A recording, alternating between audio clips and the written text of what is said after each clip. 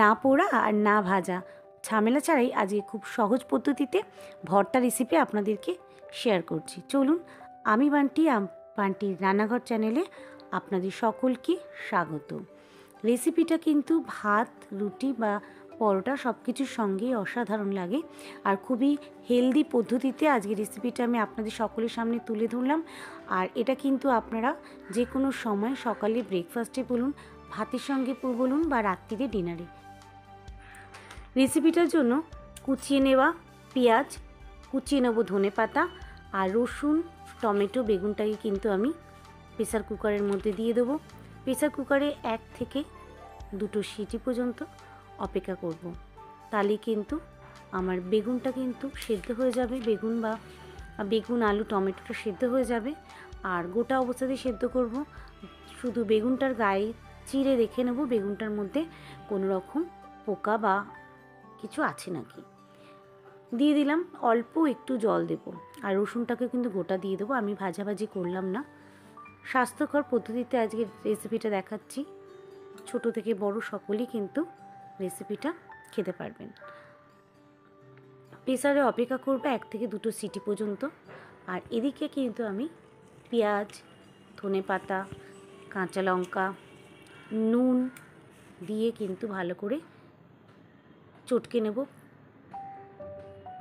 কুচনো পেঁয়াজ, ধনেপাতা আর কাঁচা লঙ্কাটাকে ভালো করে চটকে নেব, তার সঙ্গে দিয়ে দেবো কাঁচা সর্ষের তেল। আর কাঁচা সর্ষের তেলই কিন্তু আসল টেস্ট আনবে রেসিপিটায়।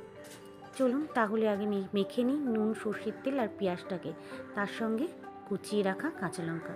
ঝালটা আপনারা আপনাদের মতো দেবেন। প্রেসার কুকার কিন্তু সিটি হয়ে গেছে, আলুটা সেদ্ধ হয়ে গেছে, টমেটো আলু বেগুনটাকে প্রেসার কুকার থেকে কিন্তু আমি এবারে নামিয়ে নেব। আর নামিয়ে নিয়ে একটা ছুরি দিয়ে কিন্তু টমেটোর ওপরে যে স্কিনটা কিন্তু আলাদা হয়ে যাবে সেদ্ধ হওয়ার পর, সেটাকে, বেগুনের বোটাটা যেটা আছে সেটাকেও কিন্তু ছুরি দিয়ে আমরা আলাদা করে নেব। সেদ্ধ হয়ে গেলে আলাদা করবেন, কেটে দিলে কিন্তু জল ঢুকে যাবে, সেক্ষেত্রে কিন্তু ভর্তাটা টেস্ট হবে না। সে কারণেই আমি সব কিছুই আস্ত গোটা দিয়েছি, যাতে ভেতরে কোনো রকমভাবে জল না যায়।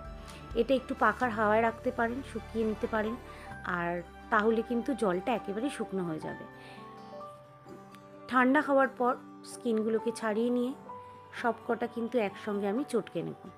আর সব কটা সামগ্রী যেমন বেগুন, টমেটো, আলু মাখলে কিন্তু একসঙ্গে অসাধারণ খেতে লাগে। আমি বেগুনের ভেতরটা ভালো করে দেখে নিলাম আবারও, যাতে বেগুনটা ঠিকঠাক থাকে, অনেক সময় বেগুনের মধ্যে সমস্যা থাকে, তো সে কারণে। আর এদিকে টমেটোর যে স্কিনটা সেটাও কিন্তু ছাড়িয়ে নিলাম। এবারে আস্তে আস্তে সব কিছুকে আমি ম্যাশ করে নেব, একটা চামচের সাহায্যে ভালো করে চটকে নেব। খুব চটকাবো না, একটু দানা দানা রেখে কিন্তু আমি চটকাবো। আর এই দেখুন, এদিকে টমেটোর যে শক্ত ভাগটা আমি ওটাও বাদ দিয়ে দিলাম ছুরি দিয়ে। এইভাবে না আপনারাও মেখে নেবেন। আর এই যে ভর্তাটা খেতে আসলেই খুব সুন্দর হয়, আর একসঙ্গে 3টে টেস্ট অসাধারণ লাগে।